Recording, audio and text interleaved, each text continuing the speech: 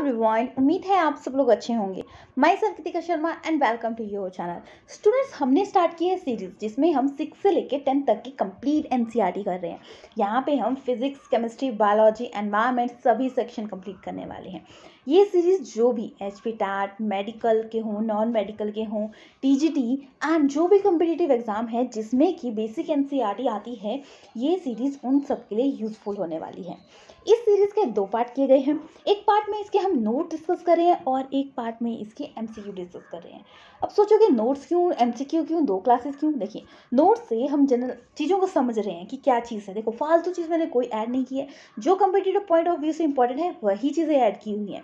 साथ में एमसीक्यू से आप फिर जनरलाइज कीजिए, जो आपने लास्ट क्लास अटेंड की थी उसमें आपको कितना समझ आया और फिर खुद देखिए कितने मार्क्स बन रहे हैं। ठीक है, अब खुद सॉल्व करोगे क्वेश्चन तो क्या होगा, कॉन्फिडेंस बिल्ड होगा तो बेटर काम कर पाएंगे। ठीक है स्टूडेंट्स, तो इसलिए ये 2 सीरीज हम स्टडी कर रहे हैं। तो ये सीरीज़ बहुत ही बेनिफिट होने वाली है और मैं गारंटी के साथ बोल सकती हूँ कि अगर आप इस सीरीज़ को कंप्लीट देखते हो तो आपको बुक्स पकड़ने की ज़रूरत नहीं है 6 से 10 तक की। बट याद रखना, जो भी मैं पॉइंट यहाँ पे बोल रही हूँ वो बहुत इंपॉर्टेंट है और रिवाइज ज़रूर कीजिएगा। ठीक है, अब रिवाइज आप सोचोगे इतनी बड़ी क्लास को बार बार अटेंड करना, देखिए इतना तो आपको समझ ही आ जाएगा एक क्लास में हर चीज़ें। बाकी रिवाइज करने के लिए आप इसको स्पीड पे देख लीजिए, जिससे आपको चीज़ें समझ आ जाएंगी जल्दी। ठीक है, अब देखो तैयारी करने लगे हो तो 6 से क्यों? देखो 6 से इसलिए हमने स्टार्ट किया है ताकि बेसिक से चीज़ें, देखो 6 क्लास से इतनी इंपॉर्टेंट चीज़ें नहीं बनती कम्पिटिटिव पॉइंट ऑफ व्यू से, पर जो भी बनती हैं वो हमने क्लास ली है। तो एक ही क्लास में ये कंप्लीट हो गया है, ज़्यादा कुछ था नहीं, और जो भी डिस्कस कर लिया है वो हमने कर लिया है एक ही क्लास में। 7 क्लास की ही ऐसे ही 2 क्लासेस बनी है, तो वैसे ही हर क्लास को क्लासेस हैं, अलग अलग पार्ट में डिवाइड किया गया है। तो बेसिक से स्टार्ट किया है ताकि आपको चीज़ें जड़ से समझ आने लग जाए। ठीक है, वही तो ना, कब कोई चीज़ समझनी है तो बेसिक से समझो, तो बाद में आपको चीज़ें अच्छी और अच्छे से समझ आने लगती हैं। तो इसलिए हमने 6 से स्टार्ट किया है। आप बोल सकते हो 0 से हीरो तक की सीरीज़, जिसमें हम बेसिक से स्टार्ट करते हैं और फिर हम उसमें मास्टर्स बनेंगे। ठीक है, तो देखिए हमने 8 तक तो कंप्लीट कर लिया। 9th क्लास का जो भी आपकी फिजिक्स आ गया, केमिस्ट्री आ गया, बायोलॉजी कंप्लीट कर ली। अब आता है एनवायरनमेंट की हमने एक क्लास ले ली है जिसमें हमने 2 चैप्टर डिस्कस किए थे। अब आती है एनवायरनमेंट की सेकंड क्लास, जिसमें कि हम आज नेक्स्ट चैप्टर डिस्कस करेंगे और ये आपके 9th क्लास के नोट्स की लास्ट क्लास होने वाली है। फिर उसके बाद हम 10th क्लास डिस्कस करेंगे। ठीक है, तो ये क्लास है, बहुत ही बेनिफिट होने वाली है आप लोगों के लिए। तो देखिए, साथ साथ इसकी पीडीएफ भी मिल रही है, पीडीएफ से आप चीज़ों को रिवाइज कीजिएगा। ठीक है, तो देखिए यहाँ पे जो चैप्टर इंक्लूड है वो आता है improvement in A food resources. क्या आता है कि फूड रिसोर्सेज को इम्प्रूव कैसे किया जाए।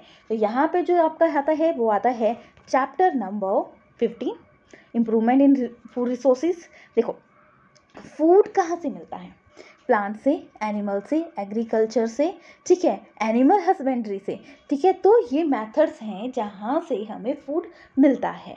तो उससे रिलेटेड, फूड से रिलेटेड चीज़ों को कुछ रिवॉल्यूशन हुई, जैसे कि एग्रीकल्चर से रिलेटेड रिवॉल्यूशन को क्या बोला गया, ग्रीन रिवॉल्यूशन। मिल्क जो एनिमल से मिलता है उससे रिलेटेड आपकी रिवॉल्यूशन को बोला गया, क्या बोला गया, वाइट रिवॉल्यूशन। अब डायरेक्टली क्वेश्चन आ जाता है कि ग्रीन रिवॉल्यूशन किससे रिलेटेड है, वाइट रिवॉल्यूशन किससे रिलेटेड है। अब देखेंगे हमें जो बॉडी में चाहिए होता है कंपोनेंट, हमने डिस्कस किया था protein, fat, vitamin, mineral, roughage, ये सब कुछ हमें बॉडी में चाहिए होता है। तो रिच सोर्स, कार्बोहाइड्रेट का रिच सोर्स कौन सा है, जैसे कि सीरियल्स आ गए, such as wheat, rice, maize, millet, सगर।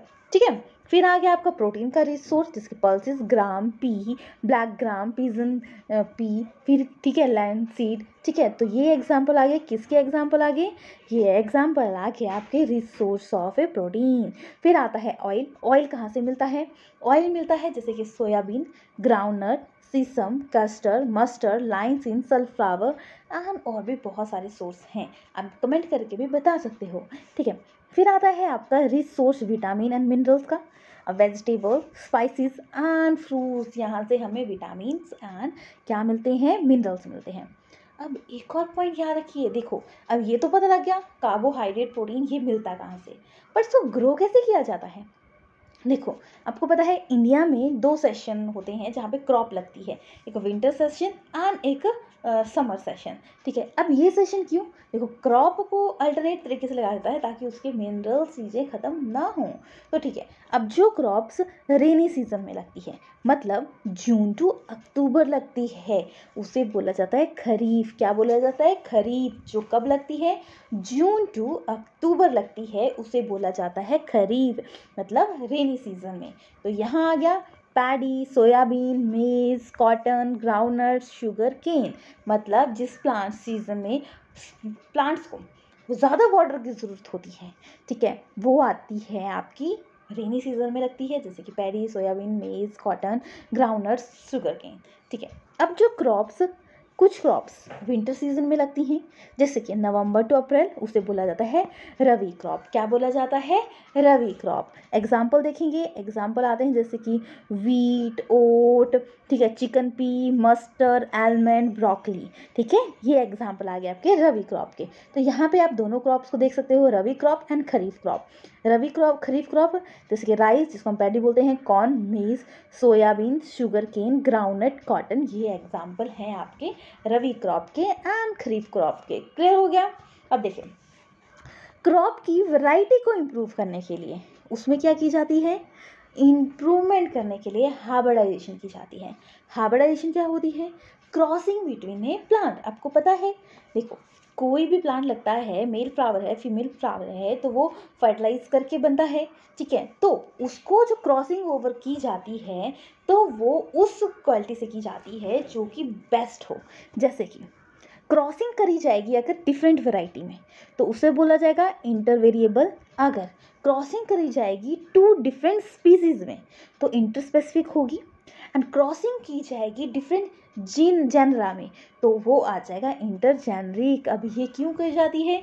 इससे कि फूड क्वालिटी इंप्रूव होगी, फूड रेजिस्टिविटी इंप्रूव होगी, लेस टाइम में ग्रोथ अच्छी होगी। ठीक है, जिससे कि क्या होगा? अच्छी पैदावार होगी। जैसे कि आपको पता है इंडिया की पॉपुलेशन कितनी ज़्यादा है, तो उसको प्रॉपरली न्यूट्रिशन पहुंचाने के लिए क्रॉस की जाती है। डिफरेंट वैरायटी में क्या जाएगी, तो उसको बोलेंगे इंटरवेरिएबल।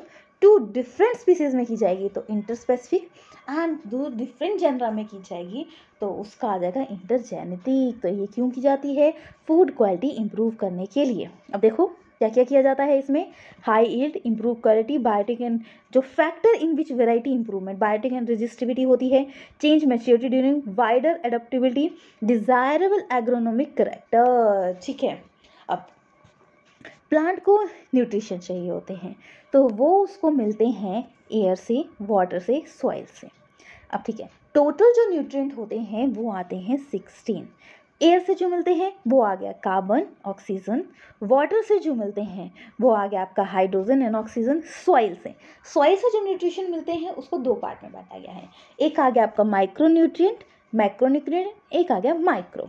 मैक्रो मतलब लार्ज क्वांटिटी में, nitrogen, phosphorus, potassium, calcium, magnesium, sulphur. जैसे कि हमें प्लांट जीवित रहने के लिए कार्बोहाइड्रेट्स चाहिए, मिनरल्स चाहिए, अलग अलग चीज़ें चाहिए। सॉइल क्रॉप को भी चाहिए, कहाँ से लेता है वो? एयर से कार्बन ऑक्सीजन लेता है, वाटर से हाइड्रोजन ऑक्सीजन लेता है, सॉइल से ये दो टाइप्स के लेता है। जैसे कि आपको पता है कुछ चीज़ें आपको ज़्यादा क्वांटिटी में चाहिए होती है, कुछ चीज़ें ज़्यादा कम क्वांटिटी में। तो मैक्रो मतलब ज़्यादा क्वांटिटी में, nitrogen, phosphorus, potassium, calcium, magnesium, sulphur, ये क्या है? ज़्यादा क्वांटिटी में।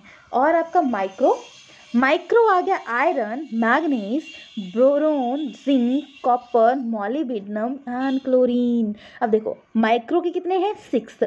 ठीक है, और माइक्रो के 7, मैक्रो के 6, माइक्रो के 7, टोटल मिलके कितने हो गए? टोटल मिलके हो गए 16। ठीक है, ये जो इम्पोर्टेंट है ये चाहिए होते हैं प्लांट को ग्रो करने के लिए। ठीक है, नेक्स्ट करते हैं। अब ये चाहिए तो होते हैं, बट ये लेते कहाँ से हैं प्लांट? ये लेते हैं जैसे कि अब सॉइल है, सॉइल में जैसे कि प्रिपेयर बाय डीकम्पोजिशन होती है एनिमल की एक्सक्रीटा से, उसी वजह से क्या बनता है? मैन्योर। और मैन्योर क्या होता है? रिच होता है ऑर्गेनिक मैटर, हेल्प करेगा इम्प्रूव सॉइल टेक्सचर के लिए। ठीक है, और अब इस प्रोसेस में कौन हेल्प करेगा? ठीक है, बायोलॉजी मैन्योर को बनाने के लिए based on a kind of a biological material, manure classify as, किसमें कंपोस्ट क्लासीफाई किया है? Compost and vermicompost and green manure.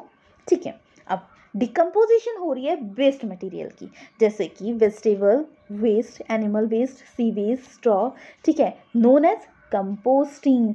अब जो इस प्रोसेस को कंपोस्टिंग में जो हेल्प करेगा उसे बोला जाता है वर्मी कंपोस्ट। जैसे कि अर्थवॉर्म इसमें हेल्प करती हैं। ये क्या हेल्प करती है? मैन्योर को बनने में। अब ग्रीन प्लांट वेस्ट देखो, जैसे कि क्रॉप सीड या सम, जैसे कि आप कुछ सब्जी काटते हो, कुछ भी वेस्ट बच जाता है तो उससे क्या होगी? ग्रीन मैन्योर कम बनेगी, ठीक है। तो ये मैन्योर बनाने के मेथड है, ये क्लासिफाई किया गया है जैसे compost, vermi compost and green manure में, जिसमें कि कंपोस्ट क्या करता है? वेस्ट मटेरियल को उसको यूजफुल बनाता है। ग्रीन मैन्योर जो कि डायरेक्टली यूज होती हैं वो आती है ग्रीन मैन्योर में। क्लियर हो गया? अब ये तो नेचुरल तरीके से उसको सप्लाई करवाई जाती है न्यूट्रिशन, किसको? प्लांट्स को। फिर आता है फर्टिलाइजर। अब देखिए फर्टिलाइजर, देखो अब तो हम समझेंगे, पहले तो डिफरेंस ही समझ लेंगे मैन्योर एंड फर्टिलाइजर में।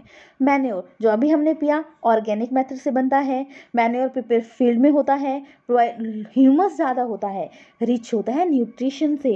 अब दूसरे टाइप की न्यूट्रिशन भी दी जाती है, जैसे कि आपको पता है कुछ चीज़ें हमारे बॉडी में खुद बनती हैं, कुछ चीज़ें बाहर से सप्लाई की जाती हैं। तो फर्टिलाइजर क्या है? आर्टिफिशियली उसको न्यूट्रिशन प्रोवाइड करने का सोर्स है। जैसे कि फर्टिलाइजर इनऑर्गेनिक सॉल्ट है, फर्टिलाइजर, ठीक है। फर्टिलाइजर प्रिपेयर फैक्ट्रीज में प्रिपेयर किया जाता है, वो ह्यूमस लेस होता है। मैन्योर में ह्यूमस ज़्यादा होता है, आपने देखा होगा कैसे डाला है। और देखो ये किस कलर की है और ये किस कलर का है। फर्टिलाइजर रिच होता है, किसका रिच होता है? नाइट्रोजन, फॉस्फोरस एंड पोटाशियम से, ठीक है। क्लियर हो गया? समझ आ गया मैन्योर एंड फर्टिलाइजर? हाँ, एक्सेस यूज़ किया जाए फर्टिलाइज़र का तो क्या होगा? वाटर पॉल्यूशन कॉज होता है। क्या होता है? वाटर पॉल्यूशन कॉज होता है, क्योंकि मैन्योर है, अब फर्टिलाइज़र है, मैन्योर तो खुद बनता है, ऑर्गेनिक चीज़ है, तो बट फर्टिलाइज़र फैक्ट्रीज में तैयार किया जाता है, तो जिससे क्या होता है? एक्सेस यूज़ किए जाए और उससे क्या होगा? वाटर पॉल्यूशन क्या कॉज होगा? सॉइल फर्टिलिटी डिस्ट्रॉय होगी। जैसे कि एक्सेस, देखो एक्सेस आप बाहर का खाना खाते हो तो एक्सेस वो प्रॉब्लम क्रिएट करने लग जाता है, वैसे ही बाहर से जब न्यूट्रिशन मिलेगी उसको तो वो क्या होगी? आर्टिफिशियल तरीके से न्यूट्रिशन मिल रही है तो वो लॉन्ग टर्म के लिए उसको हार्मफुल पहुंचाएगा, ठीक है। लॉन्ग टर्म के लिए हम यूज़ करेंगे मैन्योर को, शॉर्ट टर्म के लिए हम फर्टिलाइज़र का यूज़ करेंगे। मतलब आपको बहुत भूख लगी तो आप एक आधा चिप्स का पैकेट खा सकते हो, बट लॉन्ग टर्म के लिए अगर आप चिप्स के पैकेट खाते रहो तो वो हार्मफुल होगा। इसलिए मैन्योर क्या है? घर का खाना। फर्टिलाइज़र क्या है? चिप्स, ठीक है। क्लियर हो गया? अब देखो फिर क्या होता है? Farming system with minerals and no use of a chemical fertiliser. जब हम हर्बिसाइड, पेस्टिसाइड इन सब का यूज़ नहीं करते हैं तो उसको क्या बोला जाता है? उसे बोला जाता है ऑर्गेनिक फार्मिंग, ठीक है। अब bio agent such as a culture किया जाता है ब्लू ग्रीन एल्गी प्रिपेयर। कैसे प्रिपेयर होगी? Preparation of a bio fertiliser, ठीक है। अब बायो जो फर्टिलाइज़र है, जैसे कि ये क्या है? बायो एजेंट है, जिससे कि क्या कहते हैं? अच्छी ग्रोथ के लिए यूज़ की जाती है चीज़ें, ठीक है। अब कुछ चीज़ें, अब प्लांट्स को साइड इफेक्ट से तो बचाना है ताकि बाहर की चीज़ें अटैक ना करें, तो क्या किया जाएगा? तो जैसे कि नीम के पत्ते डाल दिए जाएंगे, टर्मेरिक। स्टोर जब किया जाएगा ग्रेन को तो ये किया जाएगा, ये चीज़ डाल दी जाएगी जिससे कि वो हेल्प करेगी बायो पेस्टिसाइड की तरह, मतलब पेस्ट नहीं लगने देगी, ठीक है। क्लियर हो गया? अब क्रॉप ग्रो होगी, उसमें हमने मैन्योर डाल दिया, हमने उसमें न्यूट्रिशन दे दी, फिर क्या होता है? फिर हम उसमें पानी देंगे। पानी भी तो उतना ज़रूरी है, खाना खा लिया आपको प्यास तो लगेगी, तो वैसे ही क्रॉप को प्यास लगेगी। तो क्या हुआ? एग्रीकल्चर, इरिगेशन, पानी दिया। अब इरिगेशन का मेथड क्या था? जैसे कि वेल से दिया गया, ठीक है, डग वेल, ट्यूबवेल, केनाल से, ठीक है, रिवर लिफ्ट सिस्टम, टैंक से। ये मेथड है, क्या है? इरिगेशन का, मतलब वाटर सप्लाई दी जाएगी। अब क्रॉप बेस्ट ग्रो हो, उसको हर क्रॉप को अच्छी न्यूट्रिशन मिल जाए, इसलिए सेशन के बाद हमने पढ़ा था ना रबी क्रॉप, खरीफ क्रॉप, तो क्या था, सेशन के बाद एक रेनी सीजन में लगा, एक विंटर सीजन में लगा, तो ब्रेक हुआ ना रोटेशन की, क्रॉप रोटेशन, वो इसलिए की गई ताकि बेस्ट क्वालिटी आपको मिल सके क्रॉप की और उसको चेंज मिल सके। अब एक ही चीज़ रोज़ आपको एक ही डाल दी दिया जाए तो आपको क्या होगा, अक जाओगे। तो वैसे ही क्रॉप की भी रोटेशन की जाती है ताकि जो न्यूट्रिशन एक क्रॉप को चाहिए होती है वो दूसरों को नहीं चाहिए होती, तो दूसरी उसको स्टोर करके नेक्स्ट वाले के लिए बना देती है, ठीक है। अब क्रॉप को ग्रो तो कर दिया, बट उसके साथ कुछ अनवांटेड चीज़ें ग्रो कर जाती हैं, उसे बोला जाता है वीड, जैसे कि ज़ैंथियम, पेनेंथियम, साइप्रस, ठीक है, रोटेंडस, ठीक है। अब ये तो ग्रो करेगी साथ में। अब जैसे कि ह्यूमन बीइंग को प्रॉब्लम होती है, ठीक है, डिजीज होती है, वैसे ही प्लांट्स को भी होती है, किसके थ्रू, बैक्टीरिया के थ्रू, फंजाई के थ्रू एंड वायरस के थ्रू। अब रिड्यूस हो जाए डिसीज, उसको प्रॉब्लम ना हो, हम क्या करते हैं, दवाई खाते हैं, तो वैसे ही प्लांट को pesticide, herbicide, insecticide and fungicide का यूज़ किया जाता है ताकि उसको डिजीज ना हो, ठीक है, समझ गए। स्टोरेज, जैसे कि कुछ स्टोरेज हो जाती है, स्टोर करते हैं तो ग्रेन का लॉस हो जाता है, जैसे degradation quality, loss of a weight, poor germination, declaration etcetera, बहुत सारी storage loss of a grain cause, ठीक है, क्लियर हो गया। अब फैक्टर जो इफेक्ट कर सकते हैं ग्रेन की लॉस में, मतलब ग्रेन है, प्लांट्स लग रहे हैं, उसकी क्वालिटी कम हो सकती है किन मेथड से, जैसे कि बायोटिक, एबायोटिक फैक्टर से। बायोटिक फैक्टर जैसे कि जो लिविंग चीज़ें आती हैं, बायोटिक मतलब बायोलॉजी से रिलेटेड, मतलब लिविंग चीज़ें, insect, rodent, fungi, miles, bacteria, जो कि लिविंग चीज़ें हैं जो ख़त्म करती हैं क्रॉप को। एबायोटिक जो कि नॉन लिविंग, कैसे आ गया, नॉन लिविंग सोर्सेज, जैसे कि अप्रोप्रिएट मॉइस्चर, टेम्परेचर, स्टोरेज, मतलब जैसे कि तूफान ही आ गया, नुकसान ही हो गया, फ्लड ही आ गया, पानी ही नहीं हुआ, तो ये अबायोटिक फैक्टर है। बायोटिक फैक्टर जो जीवित चीज़ें हैं वो नुकसान पहुंचाती है ग्रेन को, वो आ गया आपका बायोटिक कंपोनेंट, ठीक है। अब ये तो पढ़ लिया हमने फूड रिसोर्सेज थ्रू क्रॉप। अब हम पढ़ेंगे एनिमल से हम क्या क्या चीज़ें ऑब्टेन करते हैं, ठीक है। एनिमल बेस्ड फार्मिंग इंक्लूडिंग है, जैसे कैटल, गॉट को पालना, शिप को पालना, फिशरिंग करना, वो सारा किस में आ गया, एनिमल हस्बेंड्री में, ठीक है, किस में आ गया, एनिमल हस्बेंड्री में। आपको पता है कैटल हस्बेंड्री की जाती है टू पर्पस, एक मिल्क के लिए एंड एक लेबर वर्क कर लिए। जो इंडियन जो कैटल होंगी टू डिफरेंट स्पीसीज होती हैं, बॉस इंडिकस मतलब काऊ की, बॉस बुल्बस बफेलो की। अब क्वेश्चन आता है बॉस इंडिकस क्या है, काऊ है, बॉस बुल्बस क्या है, बफेलो है, ठीक है, याद रखना। अब मिल्क प्रोडक्शन फीमेल, उससे क्या बोलते हैं, मिल्च एनिमल, ठीक है। अब इसमें भी क्रॉस ब्रीडिंग करवाई जाती है बेस्ट उसके लिए, ठीक है। जो अब कुछ चीज़ें पढ़ेंगे हम कैटल की, जैसे कि लॉन्ग लैक्टेशन पीरियड, मतलब मिल्क ज़्यादा प्रोड्यूस करेगा, ज़्यादा टाइम तक रहता है, उसका नाम आता है जर्सी एंड ब्राउन स्विस।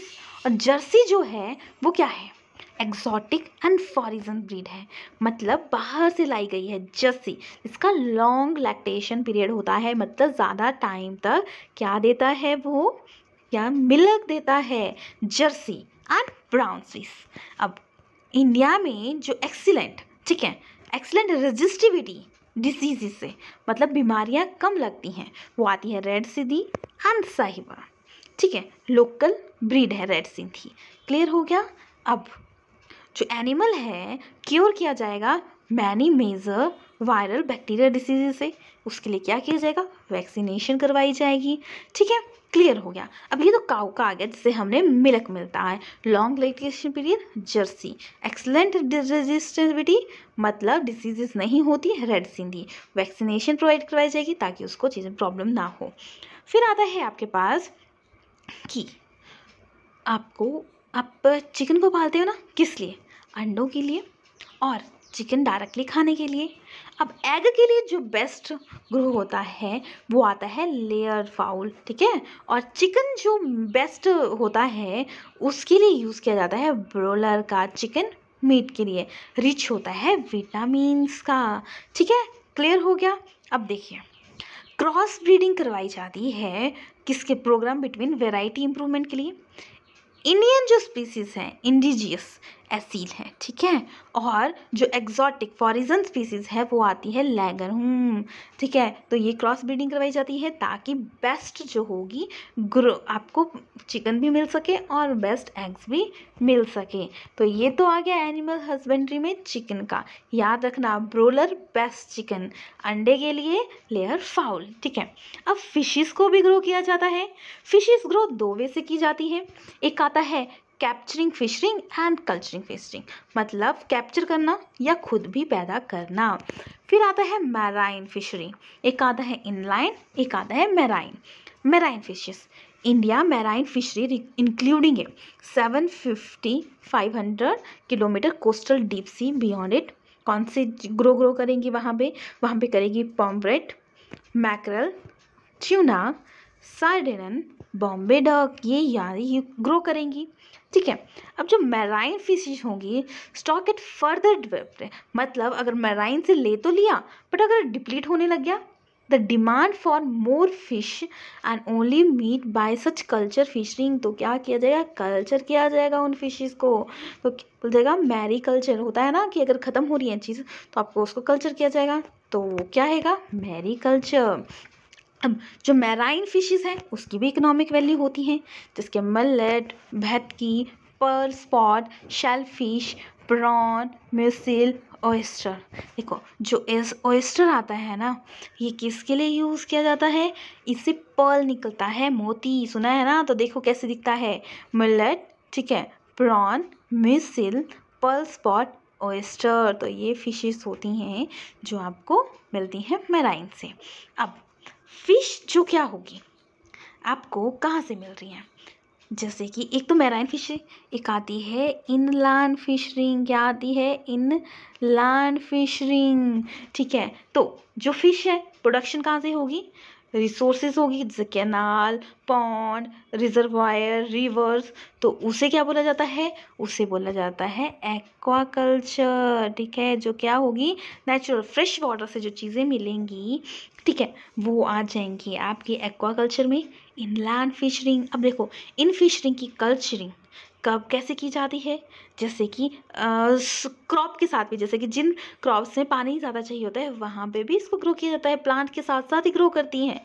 अब देखिए कौन कौन से एग्जाम्पल आ गए, देखो catla, silver crab, rohu, grass crab, mrigal and कॉमल का।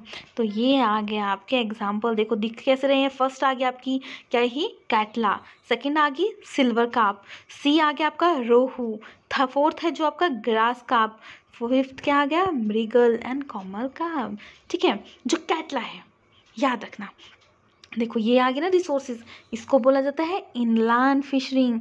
कैटला है सरफेस फीडर। अब देखो इससे भी ये चीज़ें की जाएंगी कि ऐसा ना हो कि ये खुद की फिशेज को खा लें या खुद को नुकसान हो जाए, इनको न्यूट्रिशन मिल सके। तो क्या की जाती हैं, इनका कल्चर उस मेथड से किया जाता है कि जो सिर्फ सरफेस पे रहती हैं, जैसे कि कैटला, फिर रोहस मिडल एरिया में रहती है, आप न्यूट्रिशन दोगे तो ऊपर बी मिडल में पहुंचेगा तो ये रोहस खाएंगे। अब न्यूट्रिशन अगर नीचे पहुंच जाए, आप दे रहे हो उसको फीड दे रहे हो, तो जब नीचे हो जाएगी तो मृगल, कॉमन, कार्ब ये खाएंगी, तो ये आ जाएगी बॉटम फीडर। तो इसकी वजह से 3 टाइप्स की लेयर्स बनी हैं ताकि जो जिसको जैसा चाहिए वो वैसे उसको ले ले, ठीक है। तो ये क्या है, इनलैंड फिशरिंग मतलब फ्रेश वाटर प्रोडक्शन, ठीक है, कैनाल, पॉन्ड्स, रिजर्वायर, एक्वाकल्चर। अब देखो फिशेस की ब्रीडिंग की जाती है, मतलब खुद ग्रो किया जाता है, ट्रांसप्लांट किया जाता है। आर्टिफिशियल मीन मतलब फिश फार्मिंग की जाती है, तो उसे बोला जाता है पीसी कल्चर। क्या बोला जाता है, पीसी कल्चर।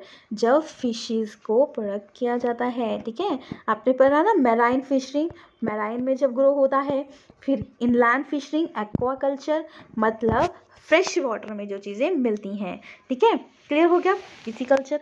अब जो नेक्स्ट पॉइंट आता है मतलब हनी बी को ग्रो किया जाता है, ठीक है, तो वो आता है एपीकल्चर। क्या आता है, एपीकल्चर। अब good quality of a honey कैसे मिलता है, देखो Apis cerana indica Indian bee है, ए डॉर्सेटा रॉक बी है, एपिस फ्लोरा आपके little bee and Apis mellifera, Italian bee. अब क्वेश्चन कैसे आएगा कि इनमें से बताओ इंडियन हनी बी कौन सी है।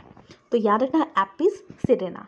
क्वेश्चन पूछा गया आपका इटालियन बी कौन सी है, तो Apis mellifera, little bee Apis florea, rock bee Apis dorsata. तो ऐसे आपसे ऑप्शन से क्वेश्चन पूछा जाएगा। तो देखिए कैसे ग्रो किया जाता है, ठीक है। ऐसे अब अलग अलग मेथड से अलग अलग जगह पे ये चीज़ें ग्रो की जाती हैं। क्लियर हो गया? क्या डिस्कस किया हमने आज? Improvement in food quality. देखो मधुमक्खी का पालन एपीकल्चर, फिशिंग का फिश पीसीकल्चर, ठीक है। अब फिशेस का जब फ्रेश वाटर में किया जाता है तो एक्वाकल्चर बोला जाता है। अब मैराइन, ठीक है, समुद्रों से ली जाती है तो उसको मैराइन फिशिंग बोला जाता है।